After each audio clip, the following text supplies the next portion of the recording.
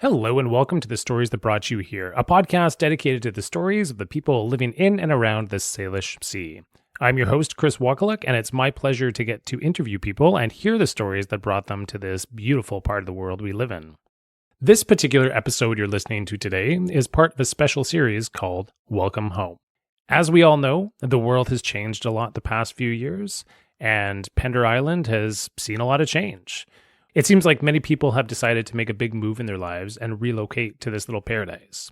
This series is a chance to get to meet some of the new residents of our island, to get to know them a little bit better, hear why they chose Pender, where they moved from, how they would like to participate in the community going forward, and ultimately this is a chance to get to welcome them to their new home. And in this episode, the first of the series, I'll be speaking with Alexandra Harrison. In this interview, she'll explain how she and her partner Joe were living in Brentwood Bay, just across the water on the Saanich Peninsula, and they decided to do some house hunting. And they looked towards Pender Island. Part of the reason for that was Alexandra's grandfather introduced her to the Gulf Islands when she was a young girl, because he built a house on a property that he purchased in the late 60s, so she had an experience with one of our neighboring Gulf Islands. And her partner Joe is an avid disc golfer. So like many of you know, we have an incredible disc golf course, and one thing led to another, and they wound up moving here. She's going to explain how that all worked out. She'll also talk about the business that she created as a proposal writing consultant, and through the work that she does with that, she's able to work from home. She's also going to let us know about what her reflections are on the past year or so has been like for her and Joe living on the island, which has been really positive, and a whole lot more. So just a couple notes before we begin. I actually recorded this many months ago back in May, and I wasn't quite ready to put out the podcast series, so that gets mentioned in the episode. The reason I delayed putting this out was because I wanted to wait until the fall time when people were going to be spending more time listening to podcasts like we don't necessarily do in the summer. I plan to be releasing many more of these interviews as the weeks and months go by, so stay tuned for more of these coming out. And if you're interested in getting updates for future podcasts coming out, one of the best ways to do that is through Facebook if you're on it. I have a page there called The Stories That Brought You Here. You can also find this podcast through Podbean. You can follow along and listen on Spotify as well as Apple Podcasts and many other ways to listen. But if you're interested in finding out about new episodes coming out, I would suggest joining the Stories That Brought You Here page, and you can get updates through Facebook. So that's about it for the intro. We're going to have a little bit of music, and then you're going to get to meet one of the new fantastic people to our island, Alexandra Harrison.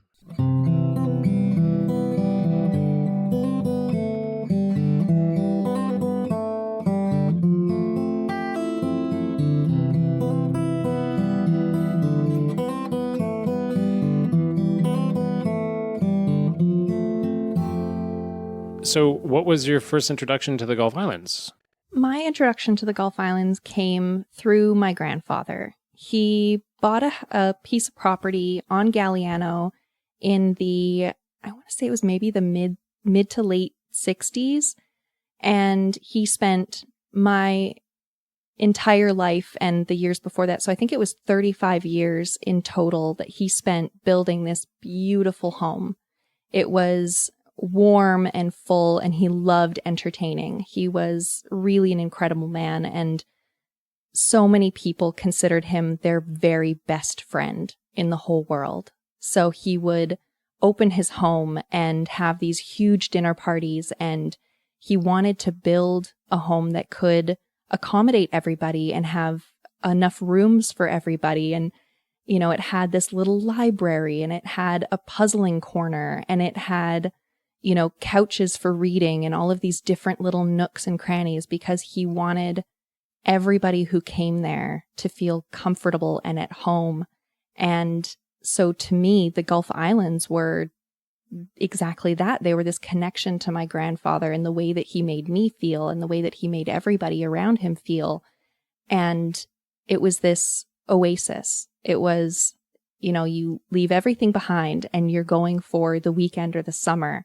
And you're going to Galiano and you're going to go stay with Grandpa, and you're going to make pancakes and read, and he's going to have friends over, and you're going to, stay up past your bedtime. And it was just always this place of incredible serenity, and also a place where you could completely be yourself. There were very few expectations. I mean, obviously, you know, everybody participated. There was always a project, so everybody was pulling together. So there were certainly expectations of participation, but there weren't expectations for who you needed to be or how you needed to act. He was really very progressive in that sense of just loving and accepting people exactly as they come. And so it was, as I grew up, it continued to be this place that was really important to me. And so after he passed and we no longer had the Galiano house and we didn't have that home to go to, I kept it in my mind and my heart that someday I wanted to retire to the Gulf Islands. And that was what I had it in my mind as, you know, a retirement destination, that someday I would bring myself and my heart back to the Gulf Islands. And then when Joe and I were house hunting, we figured out a way to make it work so that we could live on the Gulf Islands now. And the way that we could make that work was looking at, you know, which islands have a ferry schedule that will allow for commuting, because Joe works in Victoria still and I work from home. And so we had to figure out something that was actually going to work for us now, today, so that we can still have our, you know, retirement plans of us both being on the island full time, but we could start to live that life now, which was so exciting. And like, I still am pinching myself because I just didn't think it was possible. I didn't think that we could come and live on a Gulf island and live in this paradise, certainly not in our 30s, you know, like it just seemed like such a dream. And I'm very grateful to Joe that he helped me to see that it was possible. We could do it. We could actually pull it off. And so here we are, and we've done it. And now I'm living the Gulf Island life. Cool. Right on. Yeah, I'm totally going to get into the story about how you specifically came to move to Pender and what you're doing beforehand. But I'm really actually intrigued about your grandfather. Is like, just before we started recording, you mentioned that your grandfather was a principal? Yes, he was a principal. He had a few different careers. He was a butcher at one point, and he was an elementary school principal. And he was really something special. There would always be stories of, because by the time I was old enough to be aware of his career, he had retired. But there were stories of him being, you know, the principal who would flood the field when there was, you know, in the wintertime to make an ice hockey pond and, you know, get all the kids out playing ice hockey. And the direct influence that it had on me was encouraging us to be reading all the time. And he just had this love for people and children and encouraging everybody to be who they can be and who they want to be. And he was just such a warm and wonderful person. He was just a lot of fun. He was silly and goofy. And I think that I would be very interested to see what he was like in school, you know, because you think of principals as being the firm one. Totally. But, you know, but that wasn't him at all. And so I'm so curious about, you know, was he goofy or did he save that for when he was at home? But the stories that I hear about his time as a principal definitely make it seem like he kept that glint in his eye and that cheeky sense of humor even while he was at work. Right on. Where was he a principal? In Richmond. Okay. Yeah, that's where my mom grew up. And so he was a principal in Richmond. I'll have to check with her to make sure, because I don't remember what school specifically, but I'll have to check with her. Okay, no worries. Yeah, what was his first name? Well, his real name was Atchison Niblet Lucy. What? Okay. I know. Could you say that again? Atchison Niblet Lucy. All right. Okay. Is his real full name. Yeah. But he went by Bill. All right. Yeah. This makes sense. Yes. Yeah. When he was younger, I think somebody, as the lore goes, somebody laughed and said, "I'm absolutely not calling you Atchison. I will call you Bill." And so Bill stuck. So my whole life, he was Grandpa Bill. I've never heard anybody call him Atchison. Probably only his mother called him Atchison. Okay. He sounds like a super empowering individual to his grandchildren, and I guess I would imagine his children as well too, but that's pretty rad.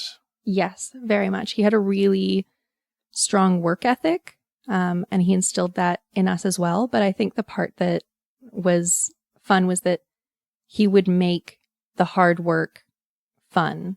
So, going over to Galiano, there was always a project. He liked to do things himself. That's why the house took 35 years, because he didn't want to hire anything out. He wanted to, learn himself and then gather, friends and family and everybody do it together. And so we learned that, yeah, you come expecting to work and you're going to work hard, but you're also going to laugh really, really hard, and you're going to, eat really good food. And so I think that it instilled really early in all of us that working hard doesn't have to be a punishment to yourself. It can actually be something that you enjoy. And so I think that was really impactful, because I love work. I love my work. And I don't feel like that many people say that. And I think that I got that at least in part from him. Yeah, not too many people do say they love their work. Yeah, you're absolutely right about that. And we were talking about your work a few days ago, and I really want to get into this because I think it's super interesting. But if you could inform the people listening as to what it is that you do for work, and give a little bit of background to that story. Yes, absolutely. So I am a proposal writing consultant. I have a consultancy called Precision Writing, and I have a small team, and we work with mostly engineers, but also other disciplines, to evaluate the way that they write proposals and look at what they're doing well, what they can improve so that they can win more projects, win more bids.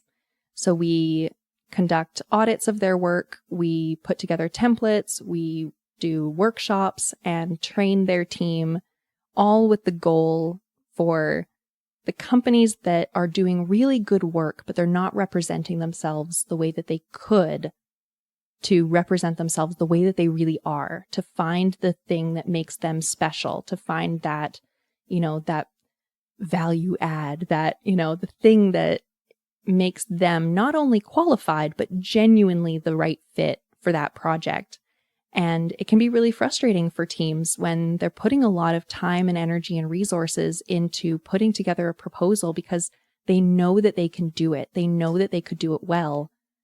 But it's this delicate dance of, doing and saying the right things in the right ways for you to actually land the work. And so it's very satisfying for me to be able to start working with a team that is doing really interesting work, but they're only winning maybe 10% of the submissions that they put in. And so they're spending a lot of time on this and then figuring out, okay, what can we improve on? What can we reshape? What can we learn about your team that but you're not communicating, that thing that makes you special, and then teach them how to communicate that, and also how to be compliant with RFPs. That's the very technical side of things. So there's kind of this. What is an RFP? Oh, it's a request for proposal. So a municipality, for example, will put out a request for proposal, and they'll say, we're looking for an engineering firm to design the new roadway that's going in this community.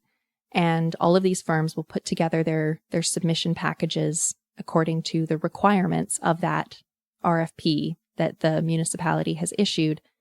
And so they're having to not only be compliant with the requests, but they have to craft a narrative as well. And so that's kind of the juggling act of how do you tell a story, but also remain compliant. Okay. It's interesting when you said, how do you tell the story? I was listening to a podcast a few days ago and talking about myth and storytelling, and this part of what this podcast is about is people telling their stories and engaging other people through their stories. And I think the power of story is incredibly huge and important. And so with you starting this work, how did you get into the side of creating your own business, and how did that process develop for you? So I started out as a proposal writer with a structural engineering firm in Victoria. I was working in-house with them originally as an admin, and then I discovered that I had this interest and this ability to write these proposals. And then I moved to Alberta. And when I moved to Alberta, there weren't as many engineering firms that were in the same position as a lot of the firms in Victoria. So a lot of the firms that were out in Alberta were in Calgary or Edmonton. And I was in Red Deer. And so that was much more oil and gas and not as much engineering and architecture.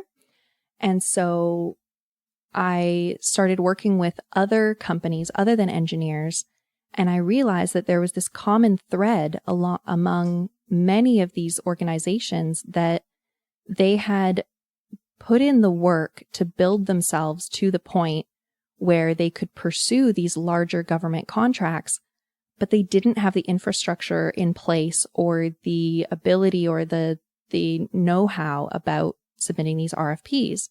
And so I started working with this other company that was like a health and safety, like an oil and gas health and safety company. And they really enjoyed this proposal writing as well. And so I decided at one point that I was going to break out on my own and try to offer this to more than just one company at a time, because it seemed like it was genuinely helping and it was valuable. And it was a skill set that I had really worked hard on. And there was really something there, and it felt exciting because it wasn't something that I was seeing in the market a lot. You know, I tried Googling to find proposal writers and proposal writing consultants, and it didn't seem to really exist, but there was this demand for it. So I think I was 25 at the time, and it felt very bold to go ahead and start my own company. I didn't think that would, I kind of had to talk myself into it a little bit. And a friend of mine, he really helped me to see, if you have value and you have opportunity and you have demand in the marketplace, why would you let your age hold you back from meeting that demand and offering what you have to offer? Mm-hmm. And so I decided to be brave and start my company. And I slowly worked away at it and built up a client base and moved back to Victoria and reconnected with some architects and engineers in Victoria and just kept moving forward.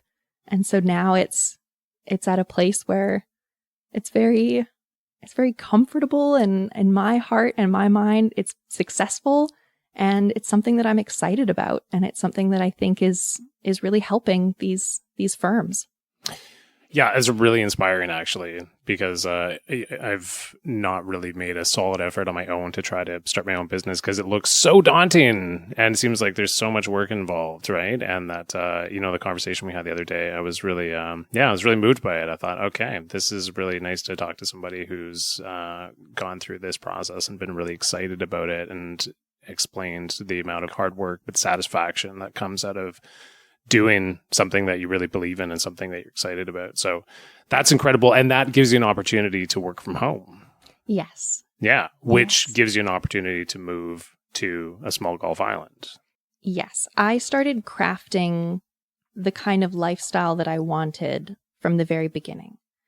I knew that for myself, I wanted to work at least mostly from home. And I wanted flexibility over my schedule, because I have rhythms and patterns of when I'm the most productive and when I'm less productive. And I wanted to be able to run errands when I want to, but I also am not afraid of hard work. And so for many years, I would wake up at, 4:30 or 5 in the morning and work all day, and sometimes work late into the night, because I knew that I was working towards a sustainable lifestyle that would allow me to have flexibility, maybe start a family, like do all of these things that I didn't feel like working an office job 9 to 5 was going to give me the satisfaction and the lifestyle that I wanted. And I didn't want to wait until retirement to be able to live that way.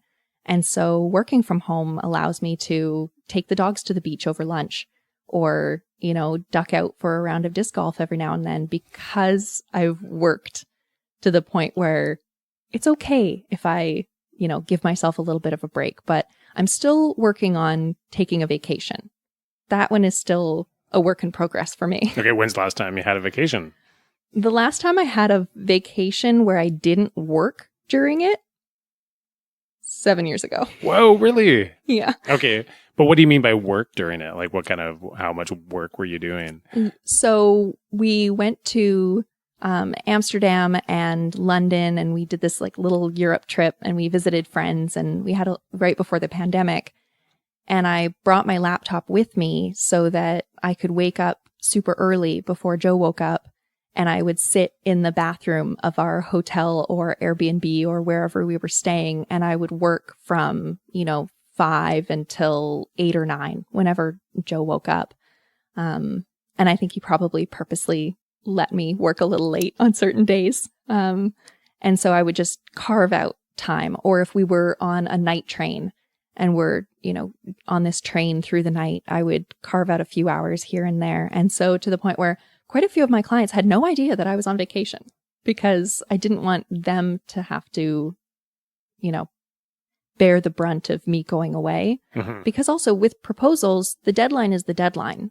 It doesn't matter if you have other plans. The deadline is the deadline. Sure. Yeah. And so I'm working on being able to create systems and processes and build a team around me so that I can take a vacation where I don't bring my computer.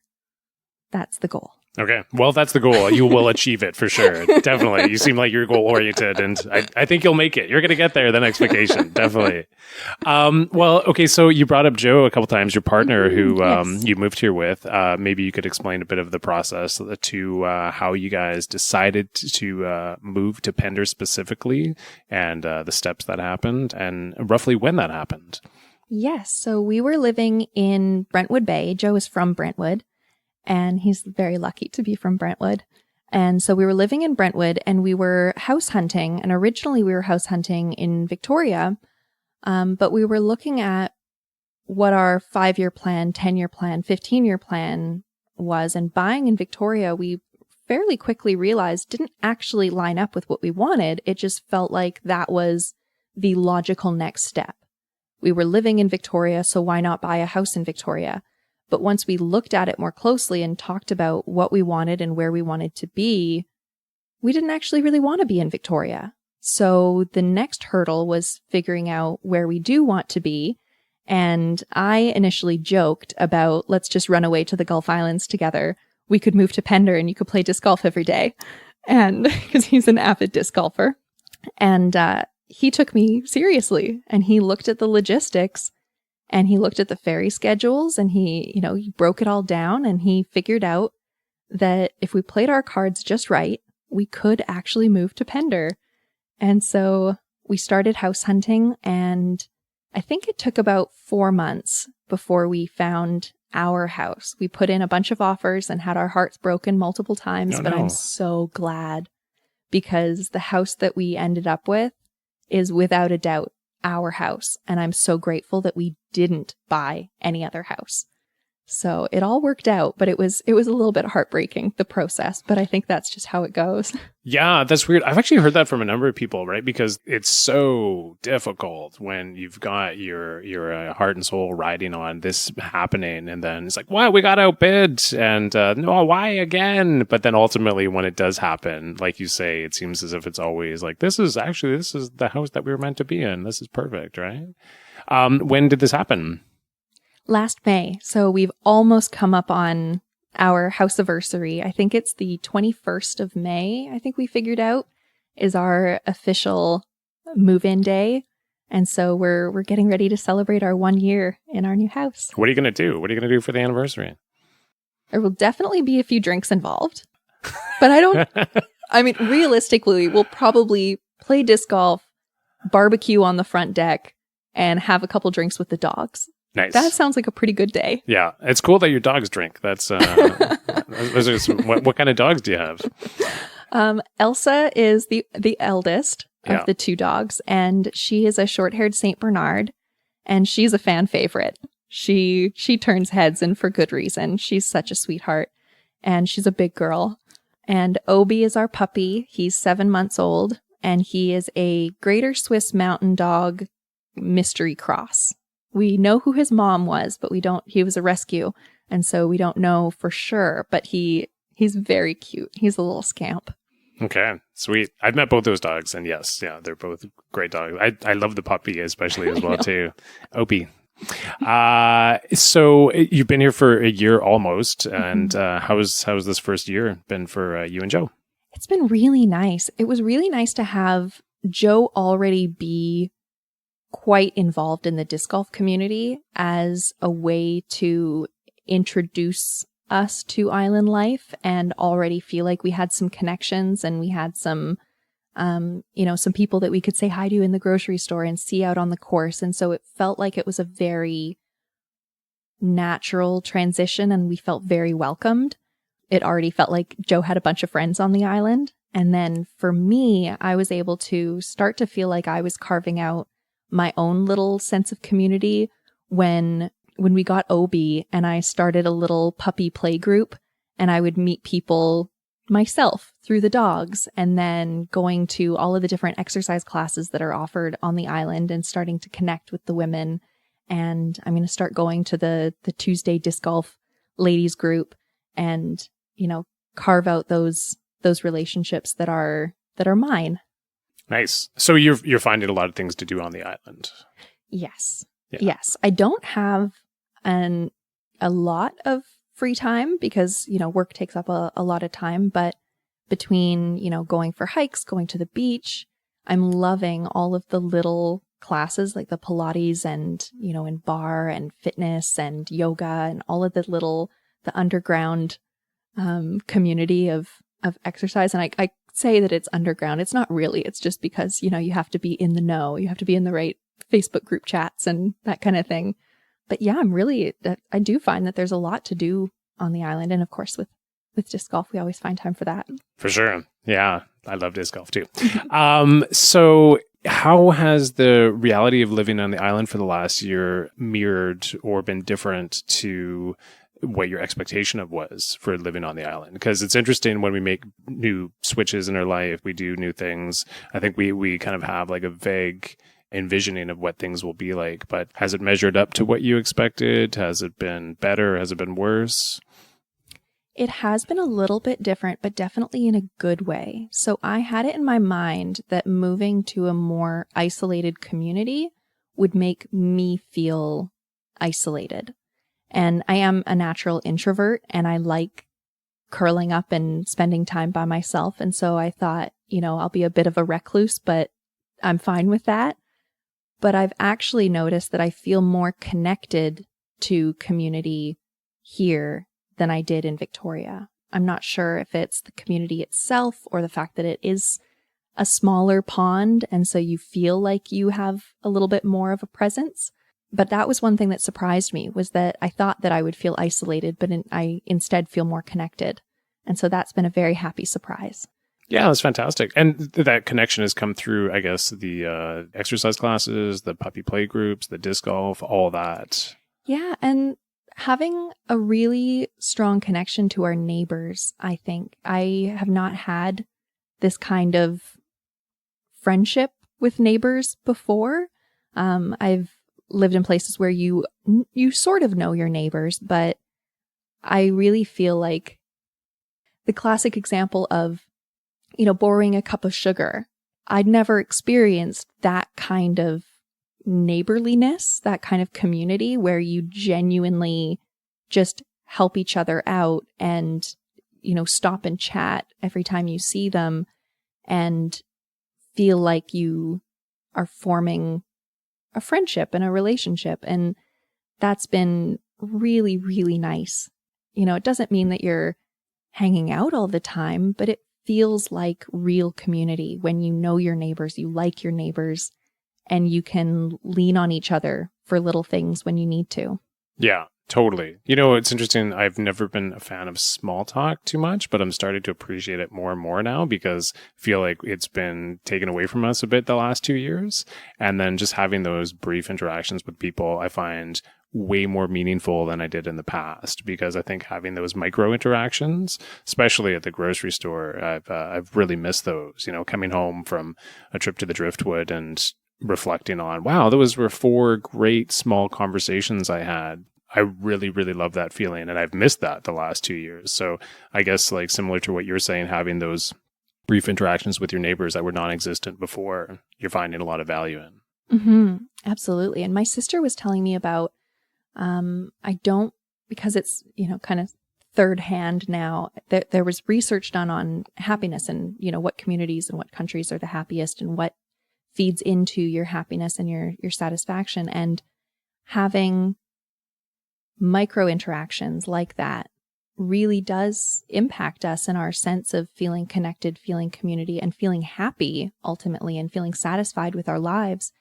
And it was really interesting that was something that I was just sharing with her when she was checking in and saying, how are you doing? How are you liking the island? Yeah. Are you feeling isolated? And I was sharing, I was like, oh, this is the coolest. Like, I'm having all of these little conversations and seeing people in the grocery store and seeing familiar faces all the time, and how it's making me feel so connected. And then she shared, that's actually a major indicator of and influence on your happiness and your satisfaction levels. So I thought that was pretty cool. Yeah, totally. But there's actually science behind it.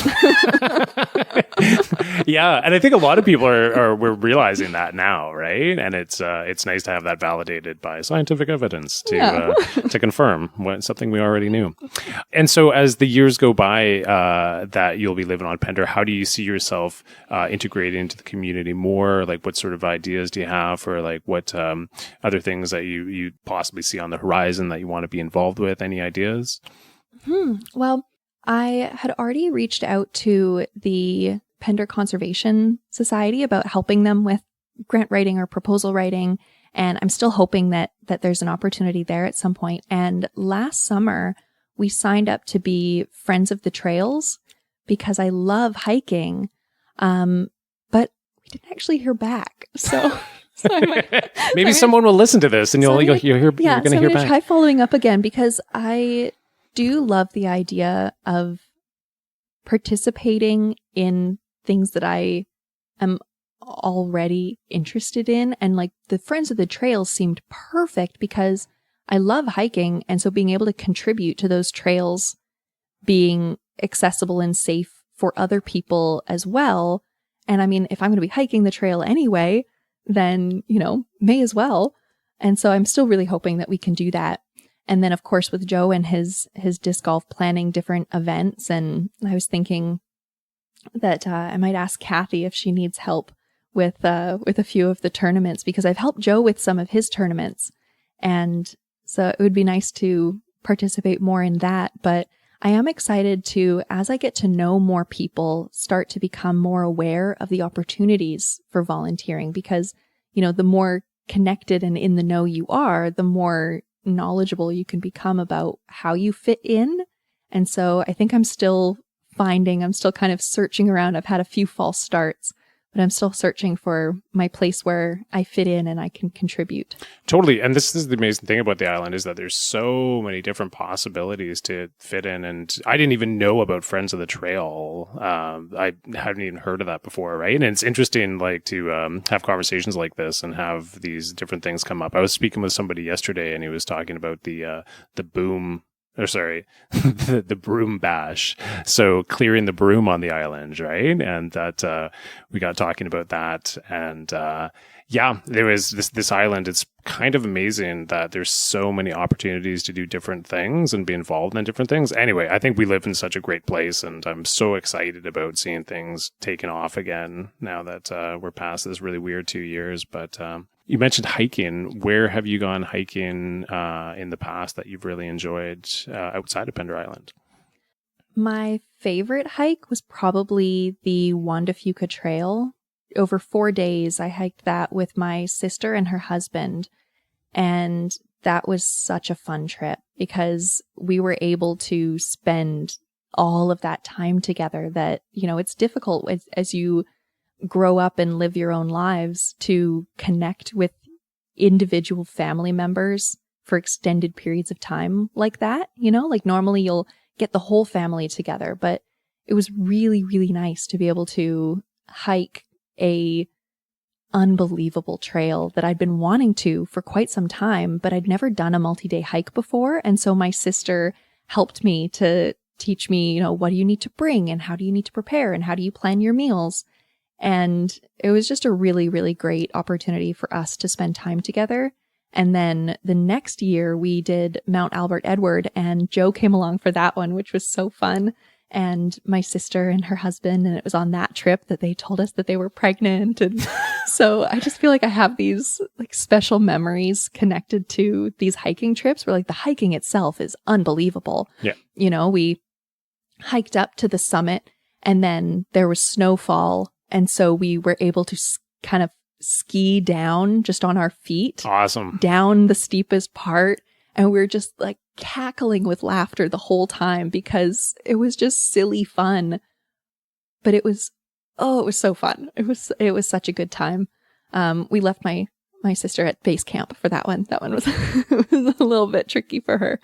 But yeah, those are my favorites were the Juan de Fuca and the Mount Albert Edward. I would definitely do those again. Nice. Yeah, my wife and I did Mount Albert Edward a few years ago, and the alpine flowers up there, incredible.